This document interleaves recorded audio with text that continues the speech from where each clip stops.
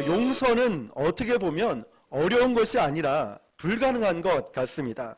그런데 용서는 하나님의 은혜로만 가능한 일입니다. 기나긴 가나안 정복 전쟁을 마치고 승리의 대가로 얻은 이제 땅 분배를 마친 뒤에 하나님께서는 여호수아에게 일찌감치 모세에게 주었던 도피성 제도라는 시스템을 이제 전 사람들에게 공식적으로 공포하게 했습니다. 이것은 하나님의 백성들이 사는 이 땅에 사는 약속의 땅에서 일반 세상 사람들과 무엇이 다른지, 왜 다른지를 보여주고 있는 것입니다. 하나님의 올바른 정의가 세워지면서 인간의 무자비한 피해 복수가 그 사이클이 완전히 끊어지도록 하셨다는 것이죠. 그래서 무자비한 복수와 재복수가 반복되는 그 당시 고대 사회의 전례를 찾아볼 수 없는 사랑의 시스템을 하나님께서 보여주신 것입니다. 여러분, 도피성을 히브리어로 보면 이름 미클라트라고 부릅니다. 이름 미클라트. 그런데 이 뜻이 무엇이냐면 받아들이는 성읍이라는 뜻입니다. 받아들이는 성읍, 이게 바로 도피성이라는 거죠. 그렇다면 누구를 받아줄까요? 세상이 받아주지 않는 사람을 받아준다는 뜻입니다. 특별히 오늘 본문을 보면은 부지 중에 실수로 사람을 죽인 자, 요즘 법률 용어로 하면 과실치사라고 하겠죠. 그런 자들만 해당이 된다는 것이죠. 그 당시 고대사회 법칙은요, 살인자, 사람을 죽였다 하면은 이유를 불문하고 그냥 그 자리에서 직결 처형을 했습니다. 바로 죽여버렸다는 거죠. 그런데 나와 가까운 누군가를 죽였다 그러면 감정 때문에 눈이 뒤집혀가지고 살인자만 죽인 것이 아니라 살인자의 일가 친척 모두를 다 죽여버렸다는 겁니다. 이것이 바로 무자비한 피해 복수를 말하고 있습니다. 어느 문명이든 어느 나라든 상관없이 모두를 다 죽여버렸다는 것입니다. 그런데 하나님께서는 이제 가나안 땅, 약속의 땅에서는 너희는 그러면 안 돼. 다시 말하면 이제 하나님을 믿으니까, 넌 교회에 와서 예수님을 믿고 예배하는 자니까 너는 이제 그렇게 살면 안 돼. 하나님이 말씀하시는 거예요. 도피성이란 다른 성에서 받아들일 수 없는 그런 자를 받아들이는 곳, 그것이 도피성이었습니다. 도피성은요, 이 도피성의 법칙은 모든 사람 누구에게나 평등하게 적용이 되었습니다. 본의 아니게 사고로 살인을 저지를 수 있는 이스라엘 자손들, 그리고 그들 중에 거류하는 거류민들, 이방인들, 손님들 모두가 다 포함이 되어 있다는 것입니다. 선민의식이 강했던 이스라엘 백성이지만 이 용서와 은혜를 베푸는 데 있어서는 인종과 국가를 차별하지 말라는 하나님의 뜻이었습니다. 자, 도피성 앞에, 문 앞에 도착한 사람들은 이제 성문 앞에서 그냥 또 들어갈 수 있는 상황이 아니었습니다. 도피성에는 장로들이 있는데 그 장로들에게 자기의 처지와 자기의 상황들을 정직하게 이야기해야지만이 들어갈 수 있습니다. 예나 지금이나 사람들은 사기꾼들이 좀 있죠. 사기꾼들이 많이 있다 보니까 성령과 지혜가 충만한 장로들이 그 도피성에 찾아온 사람들의 진실된지 거짓인지 그 얘기를 들어봅니다. 얘기를 들어보고 진짜 억울하고 고의가 아닌 부지 중에 정말 실수로 사고로 사람을 죽였구나라고 판단이 되면은 도피성에 들어올 수 있게끔 했습니다. 그렇게 장로들의 허가를 받아서 도피성 안으로 들어가는 순간에 아무리 기세등등한 살인자를 추적하는 그 추적자들이라 할지라도, 아무리 권력이 있고 아무리 힘이 센 사람이라 할지라도요, 그런 추적자들도 이 도피성에 들어가면은 절대로 쫓아오지 못했다는 것입니다. 도피성에 들어가는 순간에 그 사건은 끝나는 거예요. 그 사건은 종결이 됐다는 거죠. 자, 도피성으로 피신한 그 이후는 그 사람은 대제사장이 죽기까지 그 도피성 안에 있을 수밖에 없습니다. 그 말은 당시에 대제사장이 죽으면은 그는 비로소 이제 자기 집으로 돌아갈 수 있다는 말입니다. 그땐 그의 죄가 씻어진 것으로 간주해서 아무도 그 사람을 건들지 못했다는 것이죠. 그러니까 대제사장의 죽음이 도피성에 피신한 자신의 목숨을 대신 담당해 주었다라는 것입니다. 그러나 도피성으로 피신한 자는 대제사장이 죽기까지 나가지 못하고 그 안에서 끝까지 살아야만 했습니다. 아무리 부재 중에 사람을 죽였다고 하나 그 죄가 너무나 크기 때문에 그곳에 머무는 동안에 그냥 잘 먹고 잘 살고 죽지 않아서 다행이다 이런 개념이 아니라 그 시간들 동안에 회개와 참회의 시간을 가져야 된다는 것입니다. 실수로 살인한 자들이 이렇게 피할 수 있는 도피성을 보면은 가나안 땅 전역에 몇 군데가 있냐면 6군데가 있습니다. 지도를 보고 설명해 드리면 좋지만 다음에 한번 보도록 하고요. 자, 가나안 땅의 위치를 대충 기억을 해봅니다. 그 옆에 갈릴리 호수와 밑에는 염해, 사해라고 부르는 곳이 있고 가운데 쭉 내려오는 강이 요단강이 있죠. 자, 이 요단강을 중심으로 동쪽에는 베셀, 길랏, 라못, 골란. 자, 어쨌든 이쪽 동쪽으로 있고요. 이 세 군데 도피성이 있고 요단강의 서쪽으로 해서 게데스, 무슨 말인지 잘 모르겠죠. 자, 세겜, 그 다음에 헤브론. 헤브론은 지난번에 다루어서 좀 알 수도 있을 것 같은데요.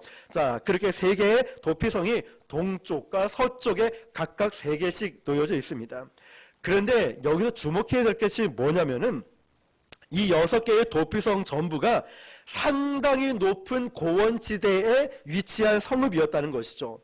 그리고 시골 촌구 속에 있어가지고 아무도 모르는 그런 것이 아니라 누구나 얘기하면 그곳 헤브론, 세겜 모두 다 알 수 있는 그런 위치라는 거예요.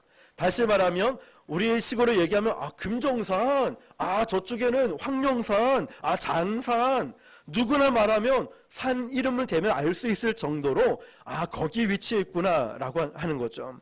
자, 이것은 굉장히 이스라엘 백성들이 잘 알고 있었는데요. 굉장히 영적인 큰 의미들이 있습니다. 예를 들어서 헤브론, 우리가 지난 시간에 나누었던 갈렙의 고백을 아시죠? 주여 이 산지를 내게 주시옵소서. 그날에 약속하신 그 산지를 나에게 주시옵소서. 그 산지가 어디였습니까? 헤브론이었죠. 높이는 해발 927m나 되는 아주 높은 고원지대, 아낙 자손이 살고 있는 무시무시한 그 자손들이 살고 있는 그런 곳이었습니다. 자, 헤브론만 보더라도 고원지대에 있다는 걸 알 수 있죠. 갈렙이 아낙 자손을 몰아내고 힘들게 빼앗은 그 헤브론이라는 땅에 도피성이 있었고요. 또 이것은 아브라함이 처음에 돈을 주고 헤브론과 그 옆에 막벨라 동굴에 그 사라와 자녀들이 무덤으로 죽게 된 그곳이기도 하죠. 약속의 땅 교두보와도 같은 아주 중요한 위치가 헤브론이라는 곳이죠. 또 한 가지만 더 보면요. 그 밑에 있는 세겜이라는 곳입니다. 믿음의 조상 아브라함이 갈대 우르를 지나서 쭉 타고 와서 하란을 거쳐서 처음에 가나안 땅으로 들어와서 여기 세겜에서 제단을 쌓은 곳입니다. 첫 제단을 쌓은 곳이죠. 그리고 요셉의 유해가 묻힌 영적인 의미가 있는 곳이 세겜이라는 곳이에요. 한 가지 더 그 밑에 보면 길랏 라못이라는 곳은 솔로몬 시대의 훗날 중요한 행정 도시가 되었던 곳입니다. 그래서 이 도피성 6개가 굉장히 중요한 의미가 있는데요. 모두가 들으면 알 수 있는 그런 유명한 곳이었습니다. 그리고 이 도피성의 위치를 보면요. 약속의 땅 중심을 해서 곳곳에 6군데가 흩어져 있었는데요. 지리학자들의 얘기를 따르면은 약속의 땅 어디에 살든지 마음만 먹으면은 헤브론이든 세겜이든 길랏 라못이든 하루 만에 도달할 수 있는 곳이 바로 도피성이었다라고 합니다. 그리고 이 도피성으로 향하는 길은 항상 1년에 한 번씩 정비를 했기 때문에 잘 보수가 되어 있어서 누구나 그 길로 향할 수 있는 길이 되었다고 합니다. 유대 전승에 따르면은 도피성에 가는 도로가 폭만 해도 14m 정도 되었답니다. 그러면 2차선, 3차선 정도 놓을 수 있는 대단히 큰 길이었습니다.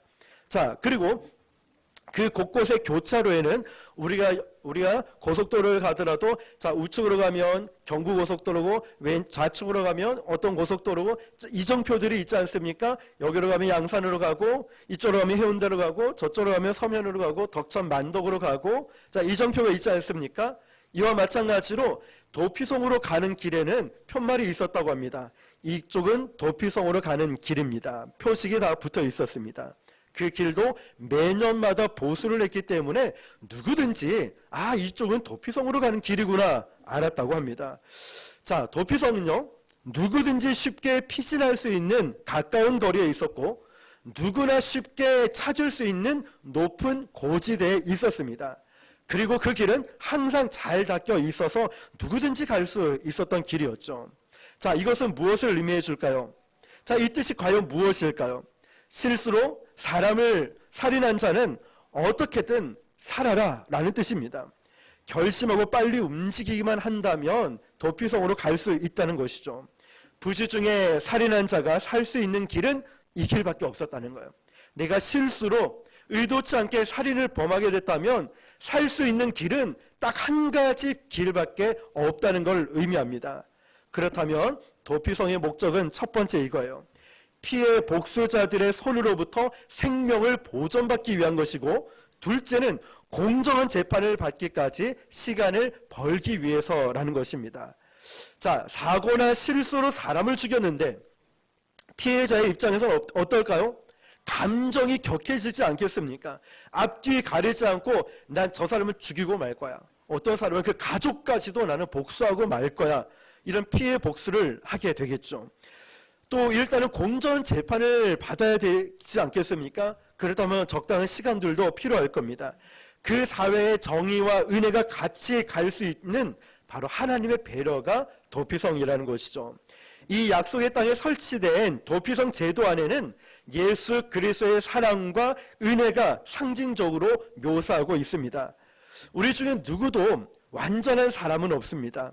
저도 마찬가지고 여러분도 마찬가지고 아무리 성인 군자라고 한다 할지라도 우리 모두는 죄인이라는 것입니다. 모든 사람이 죄를 범하였음에 하나님의 영광에 이르지 못하더니 우리 모두는 죄인인 거예요. 아무리 완벽하다 완전하다 말해도 완전한 사람 없다는 거예요. 우리는 딴 사람이 죄를 지었을 때 쉽게 흥분해서 그들을 판단하고 정죄합니다. 어떻게 그럴 수 있냐고. 생각해보면 우리 중에 완벽한 피해자도 없는 것 같습니다. 우리도 의도하진 않지만 실수로 사람을 죽인 다른 사람에게 상처를 줄 수 있는 그런 존재라는 것이죠. 도피성 제도는요, 누구나 실수할 수 있고 또 실제로 그렇게 실수하고 살아가고 있는 인간의 연약함에 대한 하나님의 배려이자 하나님의 은혜라는 것입니다. 냉혹한 법의 심판에서 죄인들의 영원한 도피성이 되실 예수 그리스도의 십자가의 은혜를 상징하는 것이 바로 도피성이라는 것입니다. 지금껏 설명한 이 도피성 제도가요, 바로 기독교의 십자가 구원 사건을 상징하고 있습니다.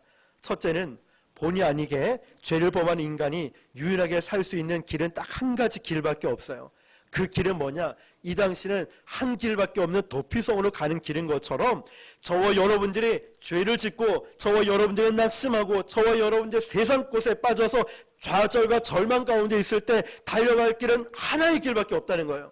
내가 곧 길이요 진리요 생명이니 나로 말미암지 않고는 아버지께로 올 자가 없느니라. 바로 우리가 지금 도피성 대신 예수님께로 갈 길, 그 한 길밖에 없다는 겁니다. 길 대신 예수님께로 나올 때 우리는 안식을 얻고 우리는 회복을 경험하게 될 것이고 우리는 구원을 받게 될 것입니다. 아무리 자기 말로 난 억울합니다. 난 억울합니다. 힘듭니다. 설득하고 변명해도 백을 써봐도 소용이 없습니다. 죄를 지은 인간이 살 수 있는 길은 딱 한 가지 길, 예수님께로 피하는 길밖에 없습니다. 저와 여러분 그 길밖에 없다는 거예요. 다른 거 찾지 말라는 거예요.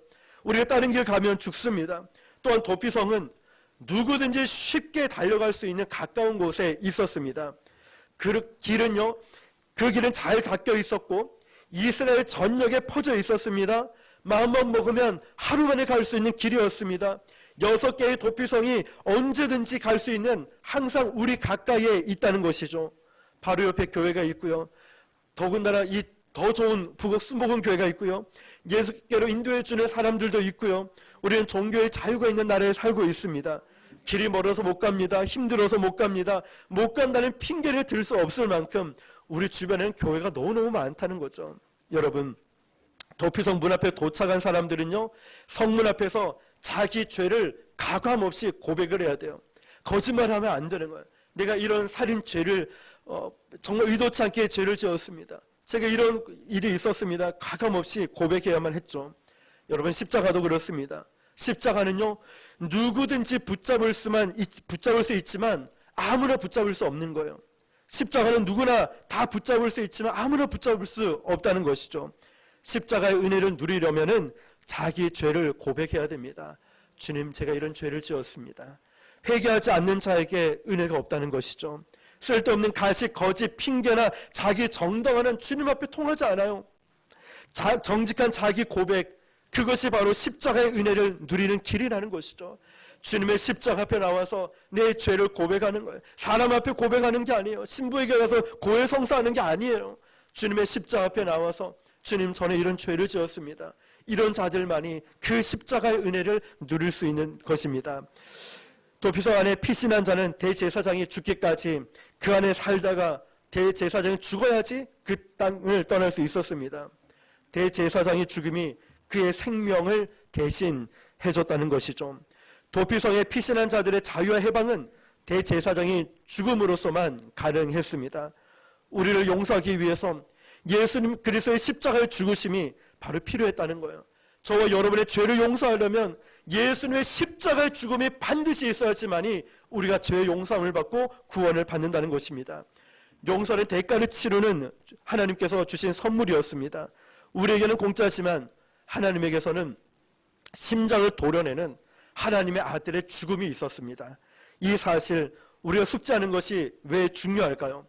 도피성은요, 결코 죄를 가볍게 보거나 거룩의 중요성을 부정한다는 뜻이 아닙니다. 도피성은요, 죄를 지은 자는 반드시 장로들 앞에 자기 고백을 과감 없이 그대로 고백해야 되듯이, 또한 대제사장이 죽음이 아니면 도피성에 나갈 수 없듯이 사고로 죄를 지었던, 의도적으로 죄를 지었던 십자가의 보혈의 공로가 아니면 우리 죄의 문제는 해결받을 수가 없다는 것입니다. 십자가의 보혈의 공로로 우리 죄가 용서함을 받는다는 뜻이죠. 하나님은 거룩이시기 때문에 죄를 심판 안 하실 수가 없고요. 하나님은 사랑이시기 때문에 그 심판당하는 우리를 보고 계실 수만 없다는 것입니다. 그래서 하나님은 우리의 죄를 너는 유죄야, 너는 죄인이야 선고하시고 그 죄값을 하나님이 대신 받으신, 예수님이 대신 받으신 곳이 바로 십자가라는 것이죠. 여러분 생각해 보세요. 하나님의 거룩성과 하나님의 자비하심, 사랑을 보십시오. 너는 죄인이야. 그런데 그 대가를 누가 치릅니까? 알고 보니 우리 예수님이 다 그 죄를 다 담당하고 있지 않았습니까? 그 사랑 때문에 말이죠. 바로 그것이 십자가라는 것이죠.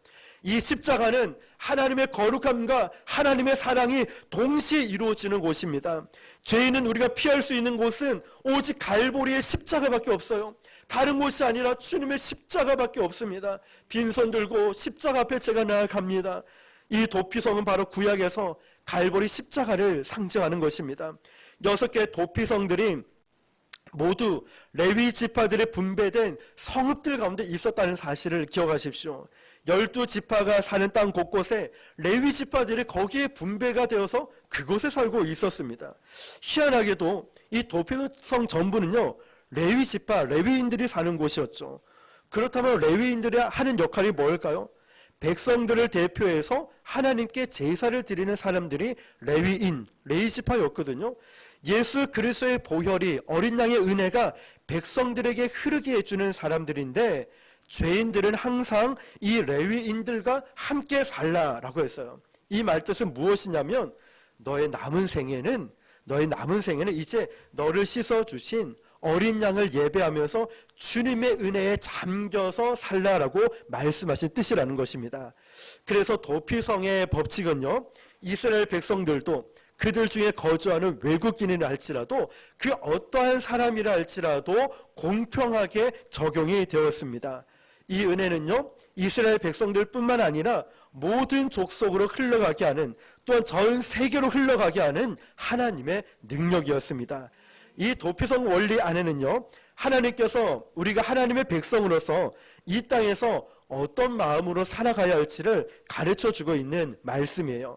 자, 앞서 우리가 제목을 나누었듯이 도피성의 법칙은 바로 용서의 법칙이라는 거예요. 따라해 봅시다. 도피성의 법칙은 용서의 법칙이다. 사람은 살아가면서요, 수많은 사람들과 관계를 맺고 살아가죠.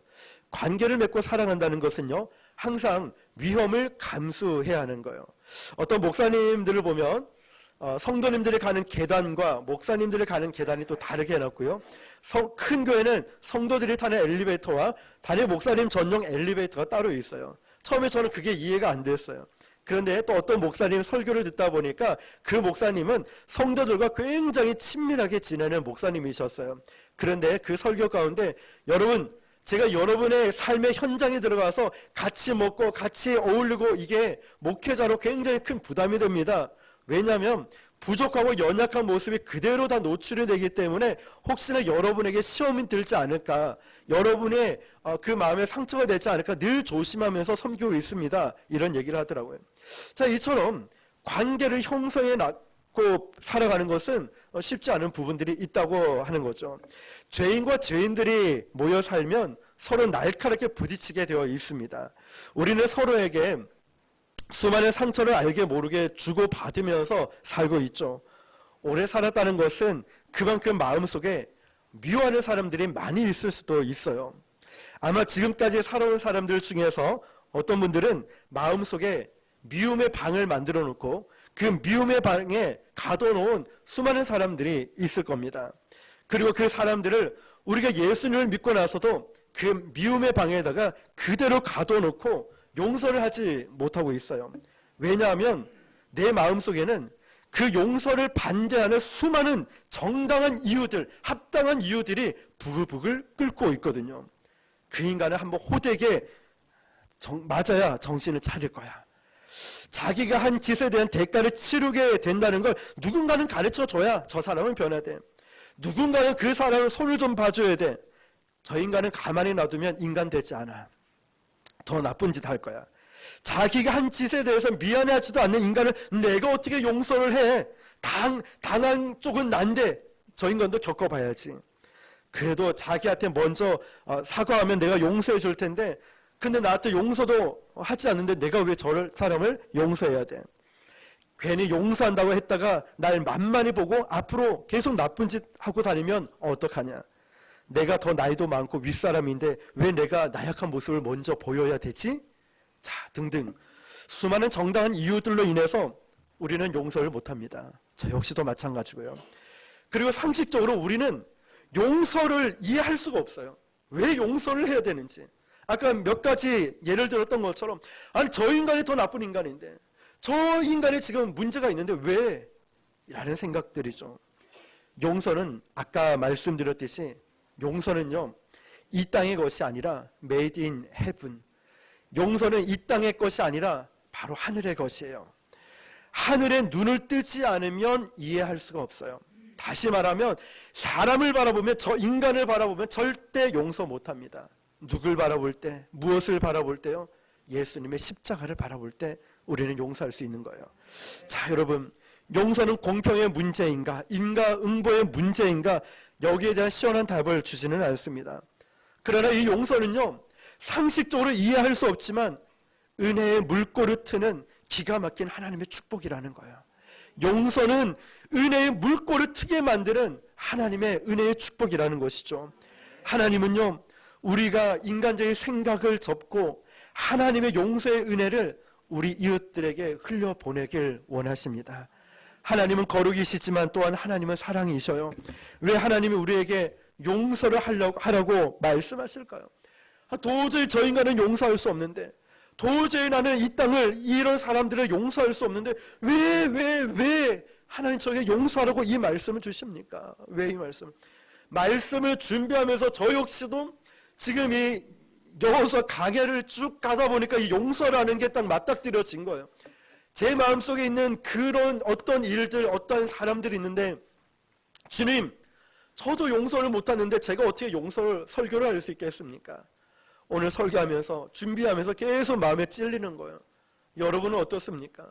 용서할 수 있어요? 마음속에 미움의 방에 가두어 놓은 그 사람이라고 안 하죠. 그 인간, 그 놈, 그냥 뭐 있잖아요. 어쨌든 용서가 되냐는 거죠. 자, 여러분, 왜 하나님이 그렇다면 성경에서 용서하라고 살라고 말씀하실까? 첫 번째는 인간의 불완전 때문이에요. 우리 인간은 객관적일 수가 없어요. 아무리 냉철한 사람도요, 법대로, 원칙대로 해야지. 그런데 자기에게 그런 사건이 딱 문제가 주어지면 어떨까요? 아무리 냉철한 사람도, 객관적인 사람도요, 주관적이 됩니다. 이성보다 감정이 먼저 나갑니다. 인간은 원래 그렇습니다. 공평하고 완벽하게 정의를 집행할 능력이 우리 인간에겐 없습니다. 우리는 감정적이라서요, 나에게 그 문제에 딱 맞닥뜨려지면 앞뒤 가리지를 않아요.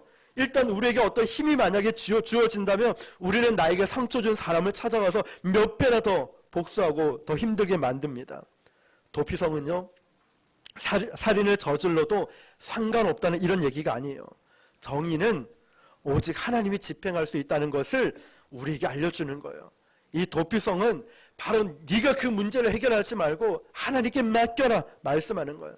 하나님은 악을 심판하십니다. 하나님의 그 심판에 맡기라는 것이죠. 하나님의 때에 하나님의 방법으로 반드시 심판하시는데 내가 자꾸 정의의 칼을 들려고 휘두르려고 그래요. 내가 자꾸 그걸 징계하려고 그러고 내가 뭔가를 좀 저주하고 핍박하고 힘들게 만들려고 합니다. 이유가 무엇일까요? 하나님을 못 믿겠다는 거예요. 하나님께서 반드시 그 죄에 대한 징벌을 주실 텐데 하나님을 못 믿겠어. 내가 이걸 처리해야 돼. 이렇게 나온다는 거죠. 하나님의 목적은 복수가 아니거든요. 하나님의 목적은 복수가 아니라 회복입니다. 우리가 하나님의 눈으로 이것을 바라본다면 사람들에게 함부로 칼을 휘두르지 않아요. 사람들을 함부로 정죄하고 판단하고 아프게 찌르지 않는다는 거예요. 우리는 항상 내가 피해자라고 생각하잖아요. 우리가 몰라서 그렇지 살면서 알게 모르게 나도 피해를 많이 주고 상처를 얼마나 많이 입힙니까? 알게 모르게 여러분 상처 한 번도 안 입히고 정직하게 깨끗하게 착하게 살아온 분 손 들라고 하면 손 들겠습니까? 과연 누가 그렇게 살아온 사람이 있겠습니까? 부모된 여러분은 어떻습니까? 살면서 아무런 생각 없이 자녀들에게 툭툭 내뱉은 말로 자녀들에게 가슴에 상처 준 부모 있지 않습니까? 우리가 누군가에게 상처를 줄 때마다 딴 사람이 나에게 무자비하게 그 정의를 집행을 한다면 우리 중에 살아남을 사람이 몇 사람 되겠습니까? 나는 깨끗해, 나는 정직해, 나는 상처 입히지 않았어, 나는 욕도 하지 않았고 나는 깨끗하고 정직하게 살아왔어. 과연 몇 사람이나 되겠습니까? 그런데 여러분, 오직 용서만이 이 세상을 끝없이 무섭게 만들고 있는 복수하고 또 재복수하고 재복수하고 하는 이런 악의 사이클들을 멈출 수 있게 만드는 것이 바로 용서라는 겁니다. 그래서 용서하라는 거예요. 여러분, 두 번째는요, 왜 용서하며 살라고 하냐면 용서만이 우리를 진짜 진정으로 자유케 만들기 때문에 그래요. 증오, 여러분 이 증오라는 말이 참 재미있는데요, 헬라어로 이 증오가 무슨 뜻이냐면 계속 반복해서 느낀다는 거예요. 증오, 계속 반복해서 느낀다. 과거의 상처, 과거의 아픔, 과거의 억울함, 나에게 지금이든 현재든 과거든 간에 나에게 주었던 이 상처들을 계속 반복해서 느끼는 거예요. 어떻게 해요? 아침에 일어나서 그 인간 생각하고 차 마시면서 나에게 상처 준 사람을 생각하고 매 순간순간마다 반복해서 느끼는 게 증오라는 헬라어 뜻이에요. 반복해서 느낀다. 여러분, 그러면서 자꾸만 끄집어내는 거예요. 상처받은 걸. 아침마다 상처야 잘 있었니? 그래 내가 네 때문에 너무 힘들다. 밥 먹으면서 상처야 난 너무 힘든데 넌 어떠니? 막 이러면서 상처를 계속 그러니까 내 마음의 상처가 아무로 들지 않고 계속 반복해서 생각이 나는 거죠. 근데 여러분, 그게 증오라는 뜻이죠. 증오의 화살이 내가 싫어하는 그 사람에게 쏙쏙 가는 게 아니에요. 그 증오라는 화살이 저 인간을 싫으니까 그 주변 사람 다 싫지 않습니까? 그 사람이 머물고 있는 회사이든 가정이든 다 싫지 않습니까? 증오라는 화살은 그 한 사람에게 쏙 가는 게 아니라 주위 사람들, 그곳이 머물고 있는 그곳에서 똑같이 증오가 날아가는 거예요. 그래서 주변의 모든 사람들까지도 악영향을 미치고 그 악영향은 어떻게 되냐면 결국 돌고 돌아서 언젠가는 내 뒤에 그 화살이 꽂히게 된다는 거죠. 용서가 없이 사는 사람들의 사회는 그래서 불행한 거예요. 그래서 불행하고 그래서 두려운 겁니다. 미국의 한 경건한 목사님은 이렇게 말했습니다. 잘 들어보십시오.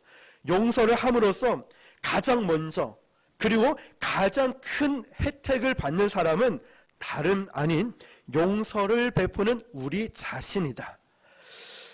우리가 진심으로 예수님의 이름으로 용서를 할 때 우리는 갇혀있던 포로를 자유케 하는데 그 포로는 다름 아닌 우리 자신이다. 여러분 참 와닿지 않습니까? 용서를 할 때 가장 큰 혜택을 받는 사람은 그래 저 인간이지 이게 아니라 내 자신이고, 용서를 할 때 포로된 자가 자유케 되는데 그 사람은, 그 포로는 다름 아닌 내 자신이라는 거예요. 한번 잘 생각해 보세요. 그래서 신약 성경에서 용서를 가리키는 헬라어 뜻이 뭐냐면은 용서는 스스로를 놓아준다라는 뜻이에요. 증오가 헬라어로 계속 반복해서 생각한다, 끄집어낸다, 이게 증오라면은 용서의 헬라어의 뜻은 스스로를 놓아준다예요. 놓아준다. 자, 여러분, 아까 제가 계속 말씀드렸듯이 우리는 살아가면서 마음속에 미움의 방을 만들어놨어요. 내 마음속에 미움의 방이 하나 있어요.